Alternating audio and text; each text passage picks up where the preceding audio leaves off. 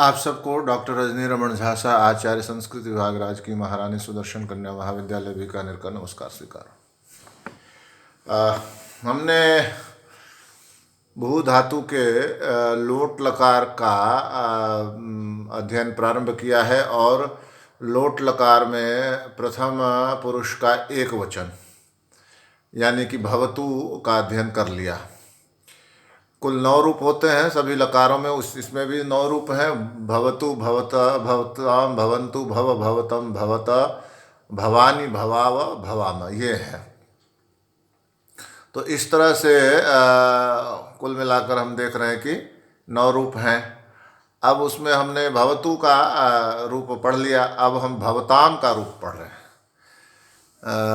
भवताम तो जैसा कि आपको बार बार बताया जाता है, भू धातु से कर्ता अर्थ में और लोट किस में है? आज्ञा अर्थ में। वैसे तो विधि अर्थ में ही है, लेकिन विधि अर्थ में जिसको हम कहते हैं ना कि चाहिए, उसे पढ़ना चाहिए, उसे जाना चाहिए, तो विधि अर्थ में है। तो विधि अर्थ में ही आज्ञा भी आती है, जाओ, खाओ, पियो।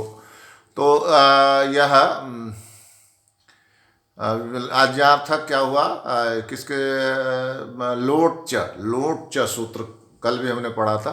लोट च सूत्र से लोट प्रत्यय का आगम हुआ। भू से लोट प्रत्यय का योग हुआ, आगम हुआ। ठीक बात है, एक ही बात। तो लोट में कितने अक्षर हैं आप ध्यान करिए। लोट में है ल, ओ और ट। ओ क्या है? ओ की ओ अच है और अच के साथ साथ अनुनासिक है। तो अनुनासिक होने के कारण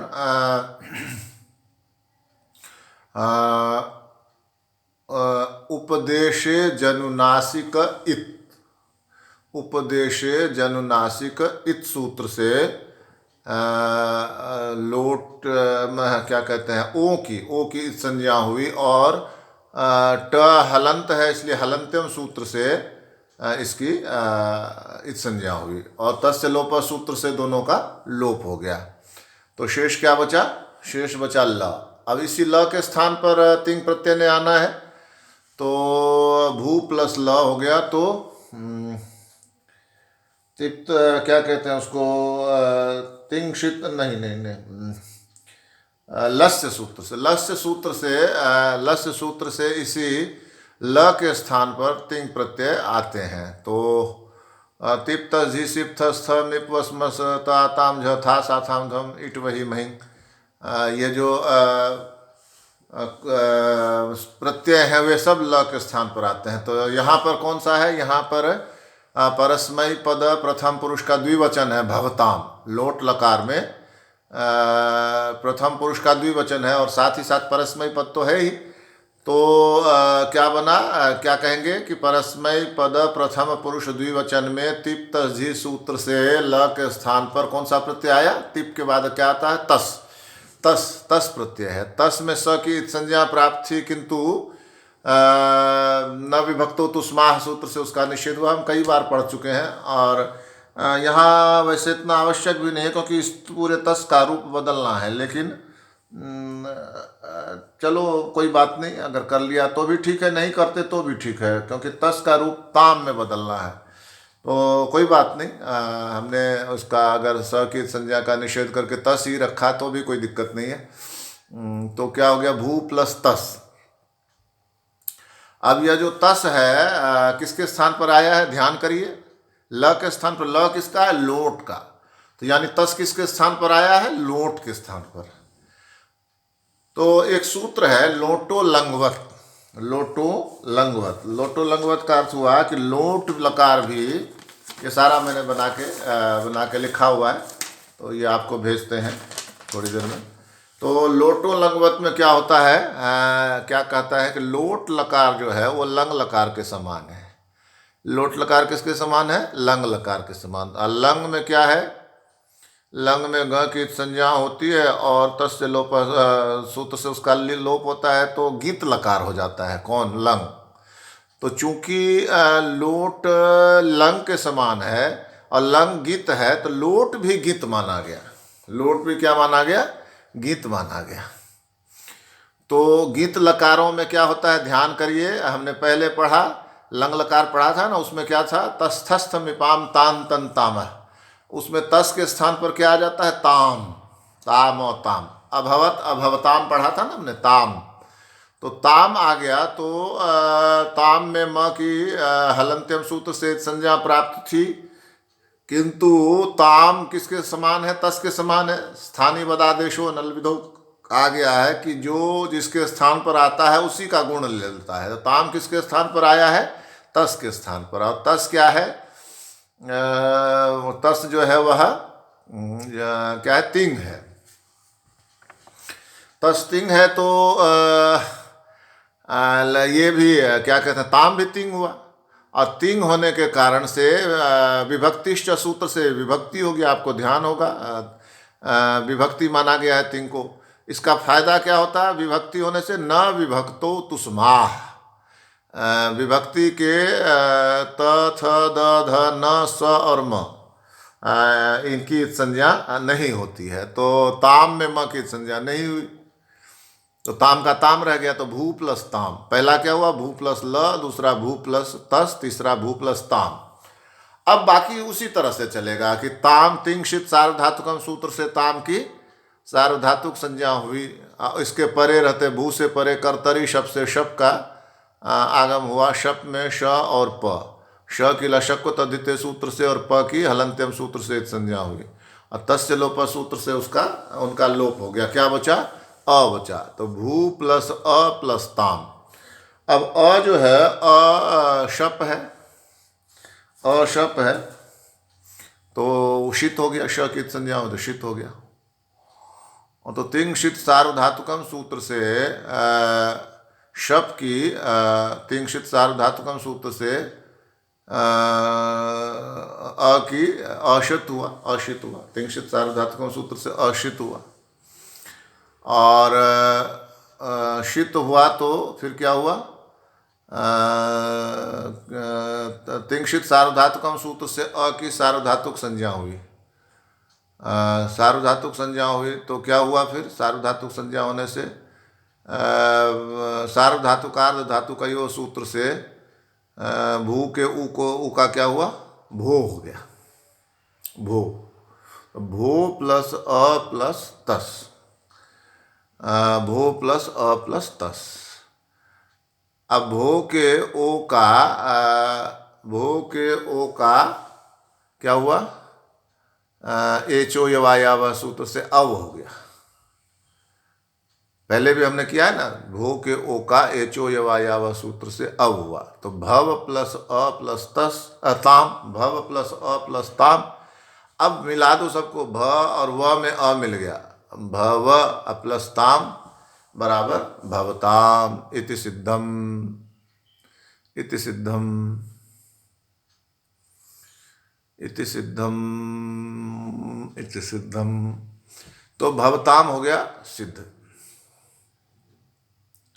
अब इसको जो, हाँ, जो बड़ी बात है समझने की, उसको इससे समझिए कि सबसे जो इसमें जहाँ पर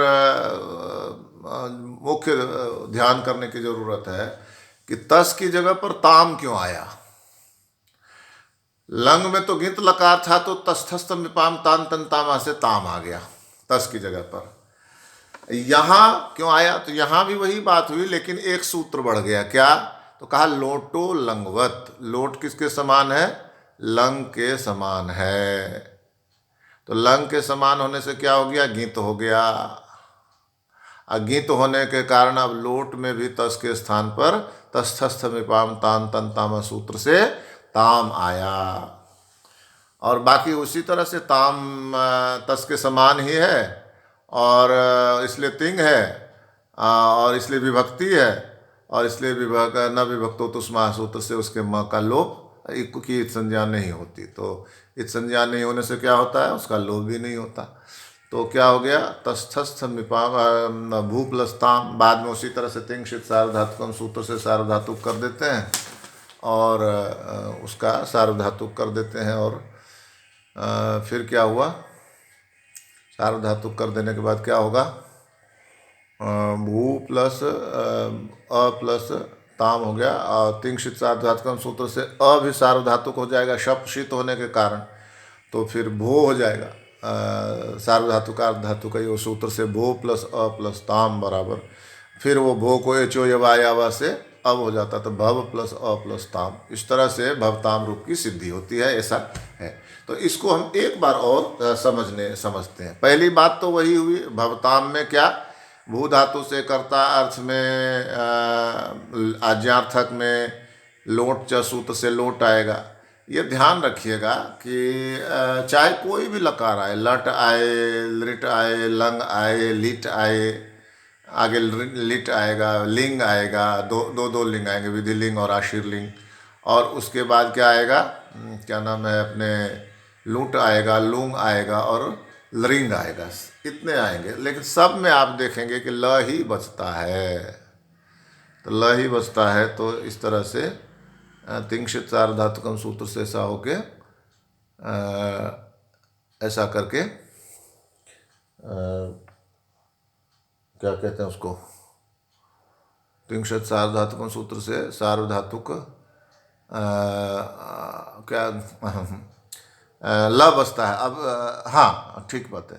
वो ओ इसमें लो, सब में क्या होता है, सब में आप देखेंगे ल बचता है। 3 अक्षर होते हैं और पहला ल होता है। जैसे फिर से देखें, लट में ल के बाद अ था, लिट में ल के बाद री था, वो भी री भी अच में ही है।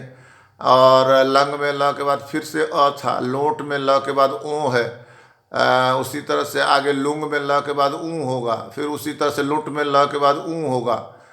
लिंग में जो विधि लिंग है वो ल के बाद ई होगा। आशीर लिंग में भी लिंग है तो वो भी ल के बाद ई होगा, और लिंग में ल के बाद री होगा। यानी कि सारे ल के बाद अच हैं और सभी अनुनासिक हैं, तो सबकी संज्ञा हो जाएगी और वो तस्य लोप से उनका लोप हो जाएगा। और बाद में जो है वो सारे हल हैं। लट में ट है, लंग में ग है, लिट में ट है, लंग में लोट में भी ट है, लिंग में ग है, फिर लिंग में ग है, और लुट में ट है, लुंग में ग है, और लिंग में फिर ग है, लिट में फिर ट है। तो इस तरह से पहला तो हो जाता है क्या कहते हैं उसको, वो अनुनासिक अच, अनुनासिक अच, और दूसरा हो जाता है हलंत। तो इस तरह से क्या हो जाता है, अनुनासिक होने से हलंत हो जाता है। तो दोनों की तस्य लोप, हलंत्यम और उधर उपदेशज अनुनासिक से दोनों की संज्ञा हो जाती है, और तस्य लोप से उनका लोप हो जाता है, ल शेष रहता है। इसी ल के स्थान पर सारे प्रत्यय आते हैं। तो लोट में भी यही हुआ कि ओ की संज्ञा होकर उसका लोप हो गया, और ट की संज्ञा होकर उसका लोप हो गया, दोनों का लोप हो गया। ल बचा, ल के स्थान पर क्या आया, मध्यम प्रथम पुरुष द्विवचन में तस आया, और तस की जगह पर ताम आया। क्यों आया, क्योंकि लोट को भी लंग यानी गीत माना, तो गीत होने के कारण तस्थस्थ विपाम तान तंताम सूत्र से तस के स्थान पर ताम आ गया। बाद बाकी सब आपको अभी तक याद हो ही गया होगा। ताम की भी तिंशित सार्वधातुकम सूत्र से सार्वधातुक संज्ञा होगी, और उसको उसको भू से परे अशप शप यानी आया, और भी शीत होने के कारण से वो भी सार्वधातुक हुआ, और सार्वधातुकार धातु का यो सूत्र से भू के ऊ का ओ हो गया। तो भू प्लस अ प्लस ताम, यहाँ तक बिल्कुल आपको स्पष्ट होगा। अब इसके बाद भू प्लस अ प्लस ताम होने के बाद एचो यवायाव से भू के ओ का अब होगा। तो भव प्लस अ प्लस ताम बराबर भवताम, भवताम, भवतामिति सिद्धम, यही अपने को सिद्ध करना था। तो इस तरह से हमने भवताम रूप की सिद्धि की। तो पहली सिद्धि भवतु थी, दूसरी भवताम है, और उसके बाद अगली सिद्धि भवंतु है। ये प्रथम पुरुष का बहुवचन है। तो कुछ थोड़ा सा आपको भी प्रयास करना चाहिए समझने में। क्या होगा, यदि आप भवती को ध्यान में रखेंगी तो काफ़ी हद तक भवतु को ध्यान में रखेंगे तो काफ़ी हद तक भवंतु आपसे सिद्ध हो सकता है। उसमें झी होगा, बहुवचन में झी में झ का जो अंत से अंत आके अंती होगा, अंती में फिर जैसे भवती का भवतु हो गया, उससे अंती का अंतु हो जाएगा। तो इस तरह से सिद्धि होगी। खैर कल इसको देखते हैं अच्छी तरह से। धन्यवाद।